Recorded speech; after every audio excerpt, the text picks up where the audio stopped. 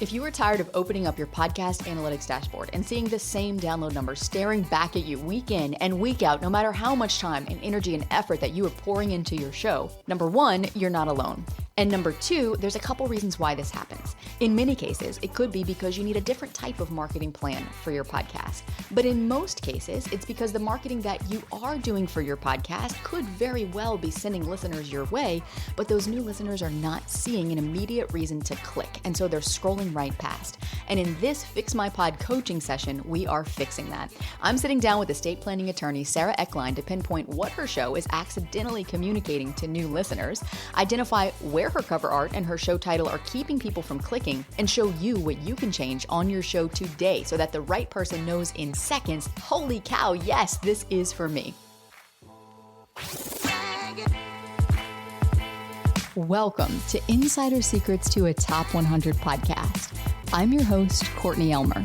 Let's make your podcast binge-worthy. Sara, welcome to the show. Courtney, thanks for having me. I'm really excited to speak with you. Well, I'm so excited to dig into your podcast, but I'm curious, before we dive into all the nitty-gritty stuff, tell me what prompted you to book this coaching session? Well, I tune into your podcast, so I hear a lot of the wisdom that you share, and I'm also going through a lot of growing pains with the podcast right now and going through a rebrand. And I would love, just as I'm kind of going through this process, anything else to kind of finesse, and I think a big piece of, I know, my question and wanting to speak with you and what's always been my challenge with podcasting is just getting feedback from listeners. Has so far been, I think, my biggest struggle. Yeah. And you've been podcasting for a year and a half now? So I started podcasting April 2024, but I didn't launch until October. So the podcast hasn't been live for a full year yet, but my journey as a podcaster has been over a year. Got it. So when you talk about these growing pains, tell me about that. What have these growing pains been specifically? And what is prompting the rebrand? What's really behind that? You don't know, like, before you start anything, like how it's going to sit for you. And the more that I podcast, the more that I've just like gotten clear, like, I love this and I want this to be like, I'm in it for the long term. This isn't anything short term for me. I feel like it allows me to kind of integrate all parts of myself and also bring like this whole new side of like kind of creativity that my kind of day-to-day work doesn't really allow.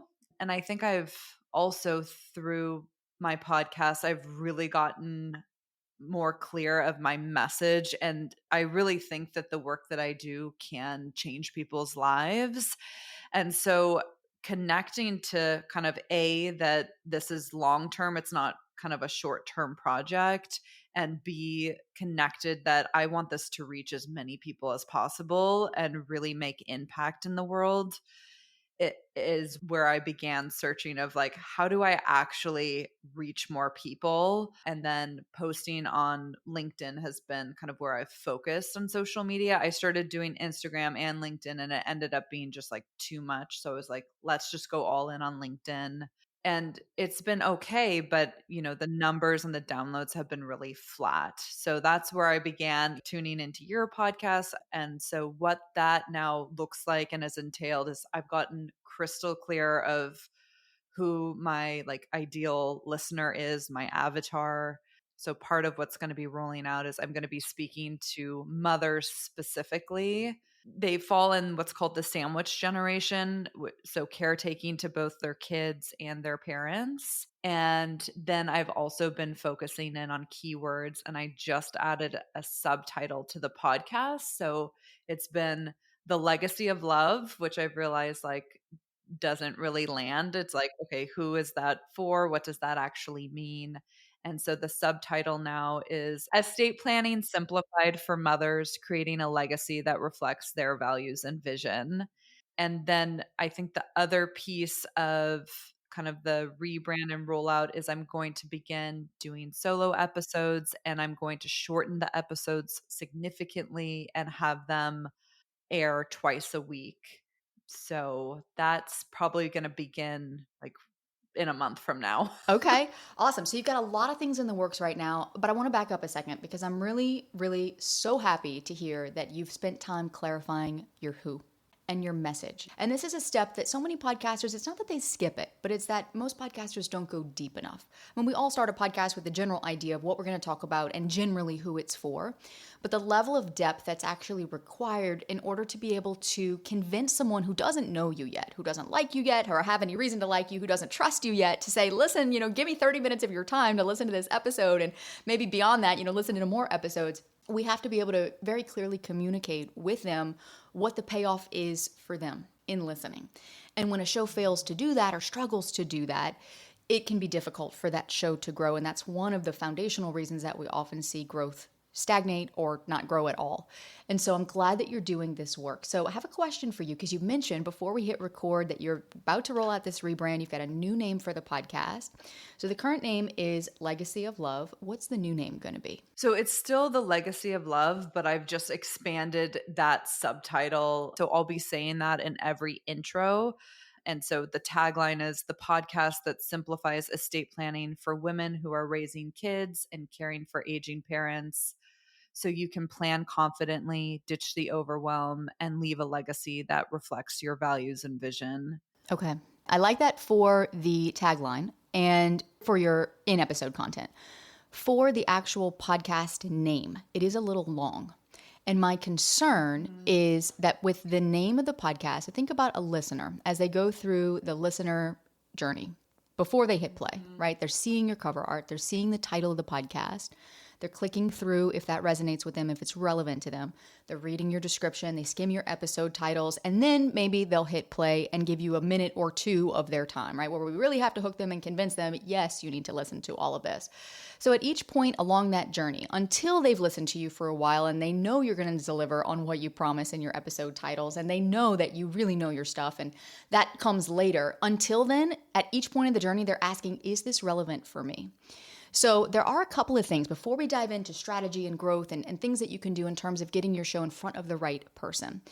I really want to call out a few things that I see that are working for your show, particularly as it relates to this piece of the listener journey, a new listener finding you for the first time, and also where I see some opportunities. So I can tell, first of all, through all of your messaging, how heart-led you are, and the heart-led and really heart-centered approach that you take. And this is something that really shines through your episode titles, through your description, even in looking at your website adjacent to the podcast, like the way that you lead in the industry that you are in is unique in and of itself.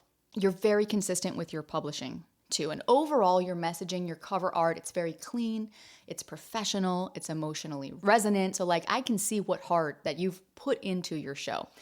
I'm curious, before I kind of mention where I see some opportunities where we can lean into that even more. When you hear from listeners one-on-one, what are they saying that they appreciate most about the show? Well, when I hear from them, for the most part, the listeners that I hear from are other professionals. And honestly, those are people that probably already have an estate plan in place and, do similar work. And so it's just positive feedback, but it's not really tangible. I've had a lot of direct contacts from referral partners where it's oh, wow, you're the only person podcasting, and can I take you out for coffee? And I've had some clients referred from them. I wasn't expecting this soon that would already be happening, but it has. I have heard from one actual person and she actually is ending up working with me, and it was a mother. She's setting up her estate plan. She has a special needs child, and she binge listened to a bunch of my episodes, which I was shocked because she's working full time and, caring for her disabled child. And she was just oh my gosh, I love this. So that so far has only been my feedback. So it hasn't been anything kind of tangible in terms of feedback of something that I could implement. Which is normal. And that's usually the case. I have a hunch that whenever you get more specific into the who your show serves and how you're communicating with them, you're going to notice the feedback is going to become more specific. And people are going to start reaching out and saying, whatever you said in episode 72 really resonated with me. And this changed the way that I'm approaching this or changed the way I'm thinking about this. So pay attention for that as a signal after this rebrand is complete. And for everyone listening to this conversation right now, that's when you know that your message is really connecting with people. And a lot of times, there's the messaging work that we do, and then we put that message out there, and then it's like, is it working? Is this the right message? Did I get specific enough? I don't really know. And one of the signals that you can look for and listen for is specific feedback when that comes in. So typically it's funny how the feedback mirrors the specificity of the message. Feedback is pretty general when the message is pretty general, and it's positive. It's not that it's, mean or ugly feedback or anything like that. It's like, oh yeah, you do a great job with your show. Thanks. How does that help me? But when you get really specific with your message and the right people are starting to connect with it, you're going to notice the feedback gets more specific. So that's just a signal for you to kind of be paying attention to as you roll this rebrand out. I'm curious, beyond publishing the podcast as it is right now, how are you promoting new episodes whenever they come out? I'm only doing it on LinkedIn. And then, so for my email list, which is I have like 100 people on my email list because I literally started it after, launching the podcast. I've been only sending them monthly. So I'm not sending it with like every release. And I'll include like basically the episodes that have aired that month and then the episodes that will air for the rest of the month. So that's basically it. Totally fair. I think that you're off to a good start. You didn't have an email list before you had the podcast. Now you have a podcast. Now you have an email list. You have a LinkedIn strategy. And I have a couple of other, I'll call them under the radar ideas for you in terms of marketing, particularly as it relates to those referral partners you mentioned. But before we get to that, I'm curious to know too, just to get a sense of your bandwidth, how much time and energy do you have to devote to the marketing promotion side of it outside of the content creation side of it right now? I think the most I could do is like 2 hours a week is probably what I have in me. So this is good to know, right? Because even if it's 1 hour, if it's 10 hours, that kind of gives us a sense of which marketing tactics would we need to then look to that would give you visibility and traffic without a lot of time invested. And this is where I find a lot of the quote unquote advice in the podcasting industry can sometimes fall short, because you might hear, oh, podcast guesting is an incredible way to grow your podcast. So then you go on this podcast tour and it takes you 30 hours of time between like pitching and actually recording the interviews. I just finished a podcast tour. It was basically 2 months. I was on 20 podcasts. It was exhausting. I finished it and I was like, I am done listening to myself talk. The first half was fun, but it also like really paused me and my own podcast creation. And so that's where now I'm like really focusing back on, my podcast, not just producing it. But I did do that. So far, I haven't seen a huge return. Most of the episodes have already aired. I should have gotten clear more on my messaging and packaging and all of that and who I'm speaking to before it. But oh well, I guess you like live and you learn. You do. And so now if you were to do it again, maybe now, okay, 20 shows is a lot. Maybe I do 5 or maybe I do 10, but it's on really targeted podcasts after the messaging is in there and you've got the, the foundation of that in place. My whole reason in sharing that, even as an example of a marketing tactic, is that a lot of times it comes down to bandwidth and it comes down to what you ultimately want, and so that's why whenever I go to build a marketing plan for someone, it's always, first thing we look for is, well, what's your budget and what's your bandwidth? Because those things are going to be different for everyone. So therefore the strategy can't be the same for everyone. That resonates. I would love to dig into some of the opportunities that I'm seeing with your show. Let me know if this is tracking with what you're working on currently in your messaging and your rebrand. And then I want to share those ideas with you as far as what low lift marketing ideas that I have that you could really essentially plug and play and utilize without it taking a whole lot of your time to get the show in front of those right fit people. Oh, I love that. Yes. All right. So let's talk about the content gatekeepers. So of course, as you know, like that's your first impression that your podcast is making through your show name, your cover art, the description of your show, the episode titles, and even the episode descriptions or those show notes that people are going to skim before they decide, do I want to commit my time to this and hit play? And so when they land on your podcast, right now your cover art is clear and professional. My concern with it is that it doesn't visually convey what your show is about. But the first impression that I get of your podcast, if I'm just putting myself in the shoes of your listener, is is this an art podcast? Because the background is kind of almost like a watercolor-esque type of background. And while the title is very clear and easy to read, which is great, you get a big thumbs up from me on that, the visual message that's subconsciously conveyed through the visual imagery of the podcast doesn't necessarily match, in my opinion, what your podcast is about.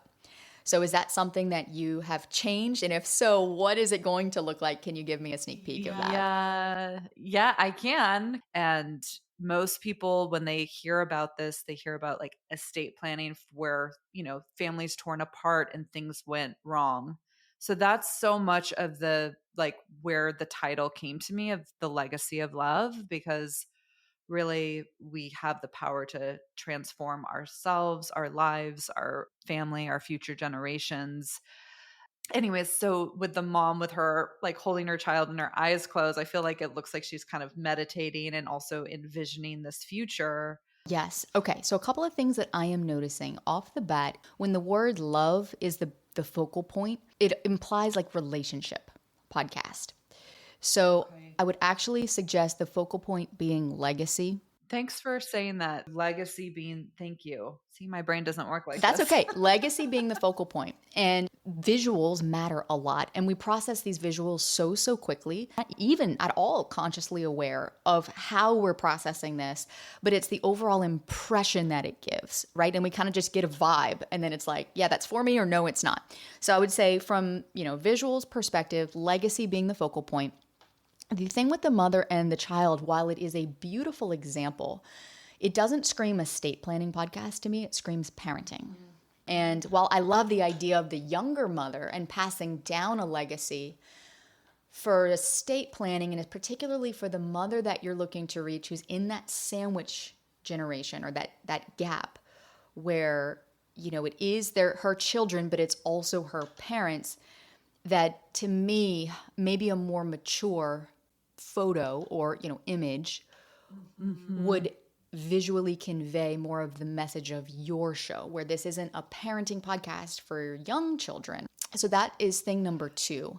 Thing number 3 is that something that I do really like about some of the colors here is that they pop. I would lean away from anything that's too muted or too watercolory. The reason is because then it kind of reads like is this an audiobook? It almost comes across like a book cover, which is not a bad thing, but that might not be what you want to convey. At least I'm assuming that it's not. That's not what I we want to convey that trust, that's helpful. that authority. So those are 3 things that immediately come to mind. The only other thing, and this kind of gets us into the written messaging of the show following what listeners are going to see from the title. The title on its own and just keep this in mind, because your title, it's not going to be immediately clear what your show is about. And therefore, your marketing and your messaging around the show is going to have to do a little bit of heavier lifting, which is not necessarily a bad thing. But since you're keeping this title, then just be aware of that so that someone has that context when they see your show. We want to make sure that it's immediately clear this is an estate planning podcast. So I know that typically on a cover art, I don't recommend having the tagline because it creates visual clutter and it's small and hard to read. The purpose of your cover art and any visual messaging on the podcast, including the words that someone is reading, is to get them to click. That's all we really need it to do, because then in your description, in your episode titles, in your episode summaries, and of course in the episodes themselves, you'll be able to communicate the other aspects, the mindfulness, the psychology, and those pieces of it that are important to you and I can tell are really important to you, but that a new listener finding you for the first time doesn't care about and they don't need to care about that yet. They just need to know, is this relevant for me? So that's good advice. And the purpose of the cover art really being, will it earn that click? And in your Spotify metrics, you'll be able to see if it does, because in the discovery tab of their analytics dashboard, that first conversion metric that they show, it's kind of like a purple little wavy looking funnel going from left to right. The first conversion metric is from impressions to if someone actually clicked. So that means someone saw your podcast and clicked in. And that conversion percentage we usually want to see around 10%, which means that your cover art and your title are doing its job of earning the click. That's great to know. Okay. I haven't really gone into Spotify much. Another signal just to be watching for, right, as you get these messaging and visual updates in place. So for your description, if we were to move into gatekeeper number 3, again, the way that you write and the way that you communicate is very human. It's very relational. You've got those authority and those trust signals there, which is good. What's missing for me is a clear opening hook that gets listeners invested in reading the rest. And also clarity around how this estate planning show is different than other estate planning shows. Because if you type estate planning into Apple, 10 shows pop up. How is your show different than those? And yes, you've got a different person that you're targeting. You've got a different way of teaching what you're teaching. But we want that to be clearly communicated, because the next thing that listeners are going to do when they click is skim your description. And they may not read it word for word, but they will read that first line or two, and we want those lines to convey the what's in it for you of listening, what's the payoff here, and how it's different than what else is being offered. And so then we can follow that up with who you are, the social proof and that sort of thing. But essentially, you want that new listener to immediately think, yeah, this is for me. And we want to communicate that relevance there. And you're talking about like the about page for the podcast. Yes. So that would be the kind of two things to really lean into there. A really strong opening hook. An opening hook can be an open-ended question if the question is very provocative. It can be a statistic, which sometimes can grab attention. Numbers, our brains like numbers. And, something like that, I would think in your line of work could grab attention and communicate the consequence, the what happens if I don't pay attention to this? What happens if I don't get my estate plan together? What happens to my family and my children? And something that it kind of inherently conveys a sense of urgency for why now. Not like, oh, this is nice, but I'll get to that, in the next decade of my life, because that's not relevant to me now. The more of why is this relevant to me, and why is it relevant to me right now? And that's ultimately what will move people to invest their time in listening. That's really good. Yeah, that's okay. That's great. Yeah, I do have some statistic, like only 1 in 3 people set up an estate plan. So that's... Yeah, and you can say that, but then also like, why should we care about that? Okay, 1 in 3 people set up an estate plan, but what does that mean? The 2 in 3 people who don't, what happens to them? And again, communicating the consequence of what happens when we don't take the action that we're asking them to take here, which is listen to the podcast and then get your estate plan set up and work with me to do so, right? Essentially, in a nutshell, where it's like, what happens when we don't do that? Because again, psychologically, our brains are wired to avoid pain. But when the pain is not, when it's not an immediate threat or a threat that we're dealing with like right here now, burnout is a great example of this. A lot of people don't think they have burnout. They might be exhausted. They might be depressed even. They might be, experiencing burnout symptoms in their life. But as high achieving individuals, we often have a high, and I say we, me, I'm one of these people, we have a high threshold for what we can tolerate. And so unless I'm actually having a nervous breakdown, I'm probably not going to pay attention to my burnout symptoms. So it's not an urgent problem. As crazy as that is, and that may sound, but I'm sure the high achievers listening will relate. So this is a similar thing where it's like, here's why you need to pay attention to this now. And not like in a fear-mongering way, but just in, a matter-of-fact way that, ignoring this will actually cost you. Here's what it costs you. So here's how I can help. And positioning it that way for people. This is great. Thank you. The other thing that I'll mention too, the last 2 gatekeepers are your episode titles and your episode descriptions. And these are the final gatekeepers between someone like seeing your podcast, clicking through and saying, maybe this is for me, to actually clicking the play button. So in your episode titles, you've got several of them that actually speak to real issues that people are dealing with. And overall, your titles are in much better shape than I typically see. They're clear, they're concise. The one thing that I would say here too, though, is we want to also make sure that the payoff is clear in the episode title. What are they Googling at 11 p.m. at night related to your topic? Creating episodes around those kind of things, both for SEO, but also for relevance. And making sure your episode topics, the titles, are specific to the listener that you want to listen. So in this case, with the rebrand, this is going to be helpful for you because you have the clear who now. And so we want to make sure that the payoff in listening is very clear, because that's what will get them to click in. And when an episode title does its job, in most cases, they're not going to need to read the show notes. We have them there, though, for the people that do want to skim those.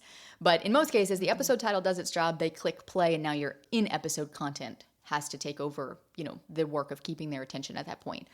But for those show notes, we want to follow similarly to what I mentioned for your about section of your podcast, the description, is we want to open with a very clear hook and a compelling reason for them to hit play now. So right now, your show notes are very succinct. They're not overly bloated. I see that a lot of times where it's like the show notes just go on and on and on. And now I'm like, I don't have a reason to listen to the episode. I don't have a reason to hit play. You just told me everything I need to know in the show notes. Yours don't do that. But your show notes are not urgent. They kind of read more like the back of a book summary than like a compelling, like, oh my gosh, this just came across my desk and I need to hit play on this episode right now. So going forward, opening hook. Why does this matter to you right now? Clear payoff. What are they going to walk away with? Raise the emotional stakes. What's going to happen if they don't listen to this episode?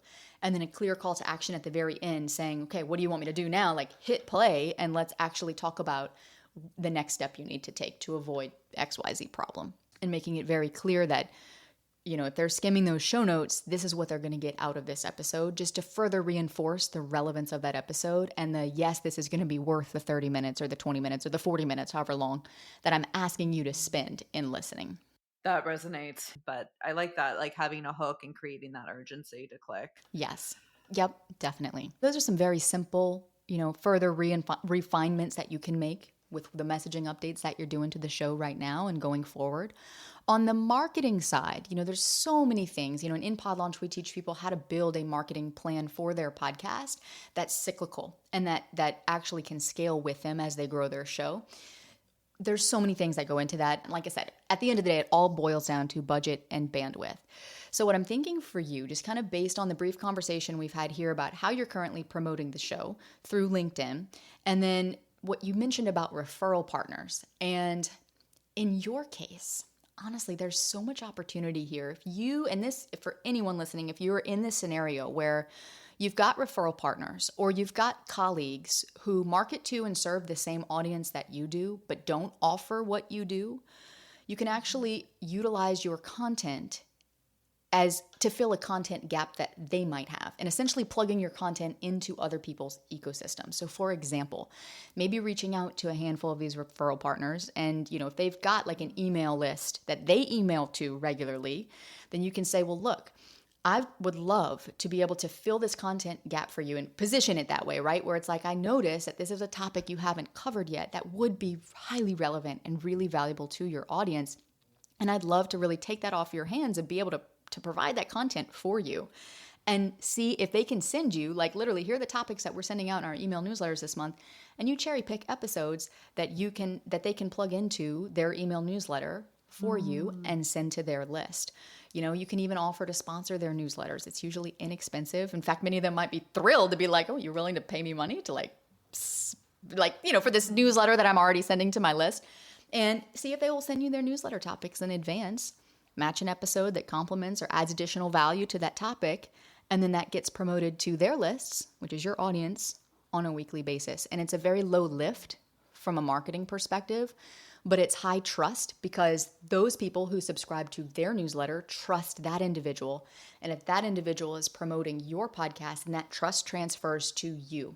So it's an easier ask for people to say, yeah, I'm going to go listen to that episode because now I can see its position to show them why they need to listen, right? Why now, and how it's going to be valuable for them in clarifying the payoff that they're going to get from listening.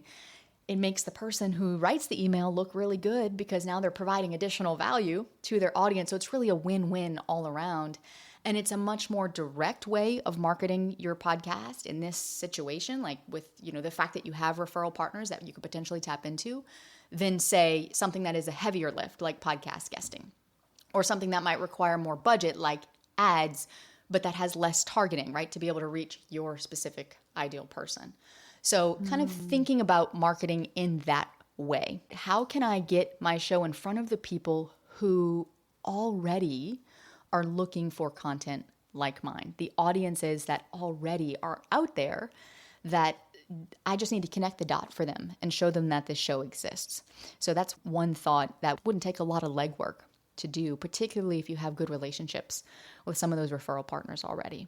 Yeah, that's I've never heard that. So thank you. That's like a huge gold nugget. Yeah, you're welcome. And again, thinking like even beyond that, okay, where are these people gathering? Is someone preparing a workshop for this audience, or these referral partners, do they have other types of marketing efforts that they do where you can become a trusted resource for them, where they naturally promote you because you're filling a content gap for them. So it really creates a win-win. I love that. Thank you. Yeah, you're welcome. All right, so I know I just gave you a whole bunch of ideas. I'm curious, as we wrap up, what feels clearer to you now that didn't before? Well, I mean, really like short term, because I'm literally firming up with the cover art. So you gave me a lot of tangible advice, especially like, staying away from the watercolor piece. And I love that, having the legacy, As your largest. Focal. Yeah. So that's huge and easy to just implement right now. That marketing piece that you just shared, I mean, that's like I'm already like thinking of people that I can reach out to. So yeah, that's wonderful. And then I think with a lot of like with the about page and episode titles, I'm kind of beginning to work on that. And that's like kind of already in the works, but I haven't implemented it yet. But I like how you said it, because you said it kind of differently in terms of, having the hook and creating that sense of urgency of why people should care. So thank you for saying it like that way, because that really, I guess, like resonates with, I don't know, it hit me. Yeah. Where I was like, oh yeah, that wasn't on my radar before. This has been wonderful. This is a lot of value. So thank you. Awesome. Thank you. Well, good luck with your show. I'm excited to see what you do with it and where it goes from here. And thank you for the work that you're doing in the world too, and for the community that you're serving. Oh, thank you, Courtney. Yeah, this has been a lot of fun. I appreciate it. I'm looking forward to implementing all your great advice. And if you loved this episode and you want to get in the hot seat with me, I would love to have you here and help you answer your podcast questions in real time right here on air. Head to the show notes, click that link, get on the wait list, and we will notify you as spots become available. But I warn you, you better be ready to jump on it, because a lot of times when we send out the email that says, okay, we've opened up some new coaching spots, like they fill up like really fast. So go to the show notes, click the link to get on the wait list, and then keep an eye on your inbox and be ready to jump on this opportunity as soon as you see that email hit. And then don't go anywhere, because in the next episode, we're going to be breaking down how small podcasts are using smart PR strategies to get noticed, to earn credibility, and to attract new listeners to their show every single day. And you're going to learn how you can get your show featured in top media and PR publications to build massive social proof for your podcast, even if you have fewer than 100 downloads an episode. So if you want listeners to take your show seriously without needing big download counts to prove your credibility, then come with me to the next episode and let's make your podcast binge-worthy.